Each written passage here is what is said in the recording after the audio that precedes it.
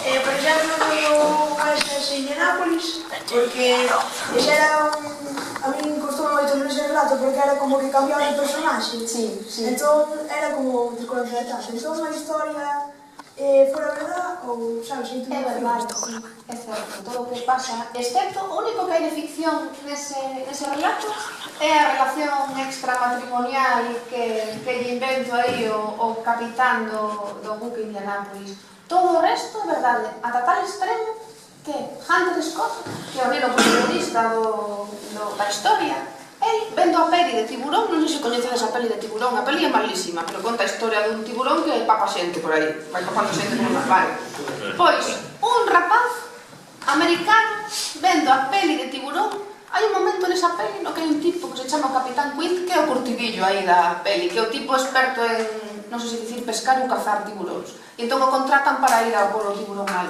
E aí hai un monólogo que dura 3 minutos, onde relata o que sucedeu co buque USS Indianápolis, que era un barco que transportou as pezas para montar a bomba atómica que arrasou, e como o submarino xaponés bombardea o buque, como toda a tripulación cae ao mar, como os tiburóns empezan a comer a todos os tripulantes do barco, conta todo, relata todo. Entón, ese rapaz, isto foi verdade, ese rapaz vendo a peli, ao chegar a esa altura do monólogo do Capitán Quint, di, isto foi verdade, empeza a investigar e destapa toda a movida que se montou directamente. Iso foi, parece increíble, aquí de verdade que vos digo que a realidade supera a ficción, pero foi increíble. Entendo que dis que é un relato complexo porque cambia de punto de vista. Por exemplo, ves, fixo unha lectura profunda. Carai, mima. Nos últimos relatos onde caía a bomba de Hiroshima, que relataba varias historias. Eso tamén era como unha parte porque non recordo moi ben se intercambiaban ou non, se pasaba con ese relato, pero tamén era así unha lectura un pouco desconcertante porque había cousas que parecían que non era verdade. Sí, pero sí que son. Houve un tipo que era enxeñeiro que traballaba na Mitsubishi e o tipo estaba na súa ali no seu despacho na Mitsubishi e de súpeto escoita unha sirena. E pensou que era un ensayo, non? Por si destas ensayos, por si hai bombas, evacuación, pois non, era certo. E o que estaba sucedendo é que acababa de estoupar a bomba de Hiroshima. E o tipo saiu e atopou pois todo en lapas, completamente incendiada a cidade, botou a andar e acabou subíndose ao vagón dun tren, quedou dormido e cando despertou estaba en Nagasaki, 3 días despois. E que pasou? Que en canto baixou do tren estoupou a segunda bomba atómica. De feito, este feito coñécese, perdón pola redundancia, coñécese como o home que foi atomizado 2 veces e sobreviviu as 2 bombas atómicas, e terrible, e ao final acabou morrendo nun dos escasísimos hospitais de cancro atómico recoñecidos. Son historias estarrecedoras, de verdade, escalofriantes, pero creo que había que contalas, e eu quería tratar o tema da Segunda Guerra Mundial dun xeito directo, non? E entendo que é un libro arriscado e que é moi valente tamén poñelo nos centros de ensino, pero un libro que a mí me dá moitísimas satisfaccións cando vou aos institutos. Alá atrás fun a Ponte Deme a falar deste libro e houve un rapaz que me dixo algo que me dixo super sorprendida, díxome, eu mentres lía o relato este do que estamos falando, do de Hiroshima, estaba en Hiroshima, e pola noite, pois, lía o relato e logo polo día ia buscar as localizacións que ti relatabas no libro. E iso é, para mí como escritora, é, bueno, pois moi motivador. Entendo perfectamente que te identifiques máis coa historia que se conta no corazón de Xúpiter que coas historias da Segunda Guerra Mundial. Claro que comprendo, sí. Que cando les dixera que podían ler calquera libro teu, expliqueis que este é un libro, claro, contundente, é un libro que me sorprendeu que moitos deles escolleron e que lle gustaron. Recordaba que tiña moitas preguntas e dicía, cando veo Leticia ao club de lectura, falaba de que case todo era real, non sei se ficcionaras un dos relatos. Sí, un par de cousiñas aí, collidas con pinzas, casi todo son feitos históricos que están acreditados, ademais que os comprobei con diversas fontes. Claro, iso é o tremendo, non? Todo iso se real. Parece increíble, iso que parece increíble, ata onde poden chegar o ser humano, iso é difícil de digerir. Supoño que é o peor deste libro, digerir iso, non? as barbaridades que podemos chegar a cometer. Que, por exemplo, acabar o libro despois de comer. Quedaba aí, verdad? Quedamos pensando. Claro, é que o defecto tuve que parar a veces. Non che ganas de ler a siguiente capítulo. Quedaba 6 anos. 2012, que foi cando escribí o libro, eu estaba convencida de que calquera día, observando como se comporta a xente nas redes sociais, fundamentalmente, eu teña unha teima, dixe, calquera día vai suceder unha desgracia derivada do mal uso das redes sociais en particular e de internet en xeral.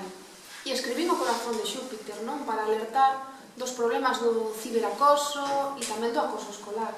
E foi terrible, porque foi como unha especie de premonición. O sea, eu non son nada esotérica, pero vivino así naquele momento. Saiu publicado o libro e os 15 días de estar nas librerías saltou en todos os medios de comunicación a nivel mundial. Seguro que vos soa algún ou alguna de vos esta noticia. A noticia do suicidio dunha rapaza que tiña 14 anos, que se chamaba Amanda Todd, e que vivía en Canadá. Sí, pois a súa vídeo, porque lo puxeron o ano pasado moitas das actividades que fixemos. Pois a historia de Amanda... O que conversas nos papeles. Sí, exacto, esa é. Ten moitísimas cousas en común coa historia de Isla, a protagonista do Corazón de Xúpiter. E algo que me deixou a min así como tocada tamén. Porque eu teño unha pregunta que no Corazón de Xúpiter, por que escolliches ese final e non, por exemplo, un final no que... máis amable, non? Sí, no que se descontraran e ese tipo de vida. Si eu quería... Un final Disney, claro. Sí, que está porque negado. moi... Sí, non me esperaba. Claro. Ese é un hándicap que sinto que teño eu cando escribo novelas de realismo social. Se eu quería escribir unha novela que vos alertase do perigo do mal uso das redes sociais, do mal uso de internet e do ciberacoso, imagina que a historia acaba redonda, cun final como acaba de dicir Gracia tipo Disney. Para min sería unha estafa. De feito, confésovos que a novela tiña outro final alternativo, un final tipo Disney, e a mí me parecía que era pouco honesto. Imaginade que hoxe chegades a vosa casa pola noite, porque creo que hoxe comedes aquí que tenes clase pola tarde, e dan unha noticia no telexornal. Hai unha rapaza que leva pois X días desaparecida. A buscou a Policía Nacional, a Guardia Civil, polos ríos, polos montes, e a rapaza non aparece. Que pensamos? Que está morta. E o dicimos en alto, pobre nai, pobre pai, sempre hai un voceiro da familia, non, que fala. Dicimos, seguro que esa rapaza cando apareza, pois vai ser dramático o final. Casi sempre é así. Por desgracia, casi sempre é así. E entón, o meu compromiso era escribir unha novela o máis semellante posible á realidade. Por iso ten ese final que non nos gusta nada. Porque normalmente na vida real estas historias, pois, por desgracia, sempre rematan mal. Eu creo que era a miña obriga como escritora facelo así. Ao acabar un libro así con final triste, sabes, como quedas? Porque podendo poñer un final Disney para poñer un final triste... Pois igual de triste que vos cando o ledes, seguro, Porque, por exemplo, cun animal chamado Neva, que hai momentos o mellor nos que ti tiveches que parar de ler, porque pois eu tamén tive que parar de escribir. E seguro que os momentos son os mesmos. E co Corazón de Xúpiter exactamente o mesmo. Claro, ti te metes na pel do personaxe e custa traballo escribilo, claro que sí. E de feito, rompime moito a cabeza, non sabía se o estaba facendo ben. E isto é un pouco forte. Pero bueno, ao final, eu adoito guiarme polo meu instinto. Ás veces acerto e supoño que outras me equivoco, como en todo, non? Pero é o meu xeito de facer as cousas. A ver, sobre o reciente, que máis lembro que tenéis? Todo está bien? É o meu libro máis difícil que eu leo. Sí. É o libro máis denso, eu creo, Eu creo que máis denso que un animal humano. Sí, sobre todo porque todo o tempo estou construindo unha metáfora, non? Unha metáfora do holocausto nazi, o libro, ao final. E creo que aí... A ver, escribín ese libro porque me parecía imprescindible tratar de maneira transversal pois no ensino o tema do holocausto, por iso escribín, así de simple. Entón, nese sentido estou contenta de que haxa profes que aproveiten esta historia como unha ferramenta para tratar o tema do holocausto. Pero sí que recoñezo que é un libro que non é fácil e que xoga aí a cabalo entre a realidade e a fantasía. Pero bueno, alégrome moito de que o teñas lido, Non me digas que non che gustou. Non mo dijas, que lle teño moito aprecio. No, parecíame difícil de ler. Claro, compréndote perfectamente. Comprendo. Aí arrisqueime con ese libro unha barbaridade. Claro, que Esa profe.